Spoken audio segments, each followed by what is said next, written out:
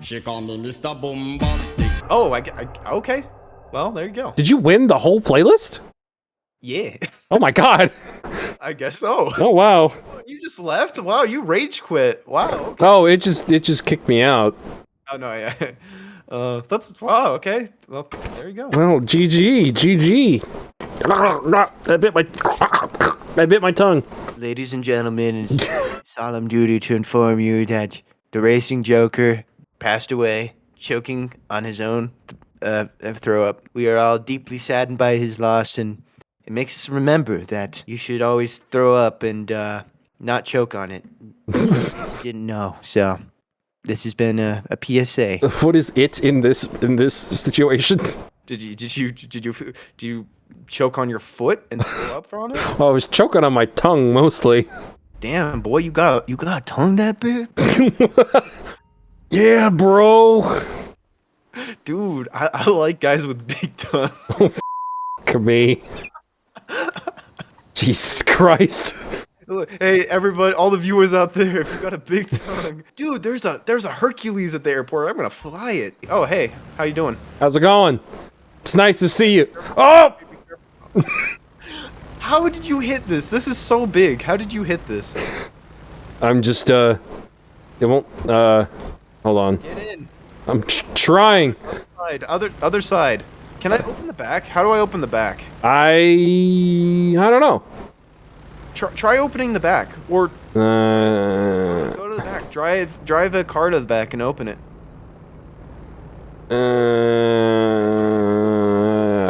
How do buttons?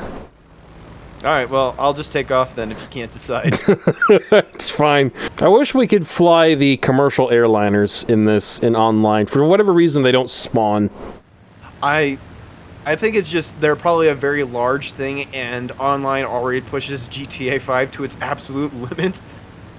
That's my guess. That's probably true. I can show you the world. Don't cancel me, Disney.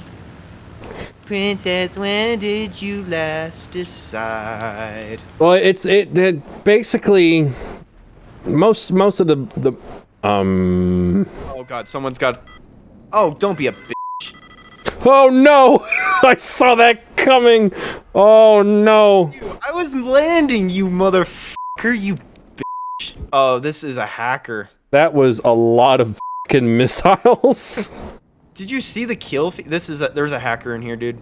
Yeah, there is. I saw like a dozen missiles coming towards us. That was so many. And you know what's funny though? With my company's YouTube channel, do you know how at what point I'm like, okay, guys, we made it.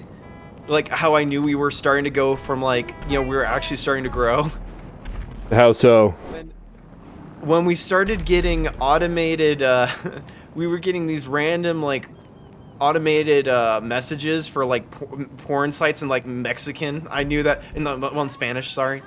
Oh, I get. I knew it was like, oh, hey, we're big enough where spammers are putting stuff into the comments section. That's the sign. Yep, that's yeah, I deal with that too. Yeah. All right, let's see here. It's funny because like I'll post a video and then I'll see 2 of those and I'll be like, delete, remove that. Right. Yeah, it's not super bad, but if your channel is really big, it can be pretty bad. Oh no. At that point you just need to have like mods, you need to have some like people that are dedicated to like working on that. Oh, 100%. Corey, I'm gonna need you to do this prep because I need to find out what the kind of bullshit is going on here. Was that in the chat? Oh yeah. Hella modders. It's DC, and then it's like, Corey, I'm gonna need you to do the prep because this is Oh, hold on. I'm gonna invite you first, okay? And then when you join, I'm going to invite the lobby and see if the hacker joins. No, what the? No, what are you doing? Are you trying to give yourself a virus? I want to see what happens, okay? That's what Oppenheimer said, dude. That's not a good recipe. All from current session. There we go. I'm gonna split this atom and see what's gonna go down. I like Please. Oppenheimer, daddy, please. Please no, Atomic Daddy. What? Oppenheimer son, no. You bring out the best and the worst in me, I swear to God. Oppenheimer, in a way, years of 1945, he did low-key become Japan's daddy, if you think about it. Oh, me. He became Japan's daddy. Yeah, I think he should have stuck to using a belt, I'm gonna be honest with you. But instead of going nuclear. Okay, well, it wasn't his decision. That was Although, I'm gonna say, like, that, you kind of... Hey, I know you just clicked on this video for GTA content, but now we're going to discuss the geopolitical, social, and cultural significance of the atomic bombings of Hiroshima and Nagasaki. Welcome to our TED Talk. Oh God, this is going to go great. Oh yeah, there's going to be no controversy here. Well, So what is your opinion? As the commentator, as the person who's highlighting this panel, who doesn't have to answer anything and doesn't have to deal with backlash, what is your opinion on the matter? I really don't know how to form an opinion on something that huge. I'm going to be honest, because it's such a it's a frightening thing to think about. But then I don't know if I have the ability to, or the perspective to kind of grasp what could have possibly led you to. For anybody who actually, this is all I'm going to say.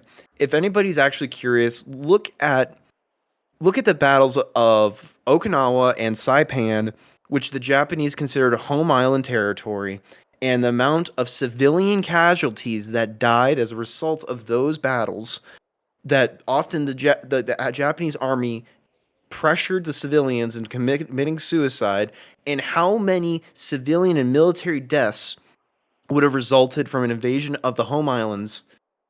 It pales in comparison. The firebombing of Tokyo killed more people than either one of the bombings. I will say, Roberto's offline. I will say something. When I was in Singapore, my history teacher was very overtly against the bombings, and he was very clear on his stance on that, and I think he was our world history teacher, and I remember him showing us a clip of the president being asked by a child, "Why did you bomb Hiroshima?" And also, obviously, so she asks that, and it's this clip of him, basically an unedited clip of him looking a little dumbfounded and kind of struggling to answer the question in a straightforward manner. And, obviously he handpicked that clip to show, can you imagine being the president and not being able to explain why you nuked 2 cities? That was kind of the point he made. That's the main exposure to it. So the one thing I kind of have to make clear to everybody is that I had my education, about 8% of it was focused on American history, because, in the UK, I learned about European history, European geography, back when the UK was Europe, and all that kinds of stuff, and how all the different kings had these all weird quirks about them, and this, that, and the other. And then it's only until I get to Singapore that I get any kind of US history exposure at all. And by that point, I'm in like 10th, 11th grade, and at that point, I know absolutely nothing. So everything is just a culture shock as I learn about my own country. Definitely, it's an interesting perspective to have. Although the only thing I can say to that, though, is you can ask the president why you dropped the bombs, but at the same time, the United States did not start the war.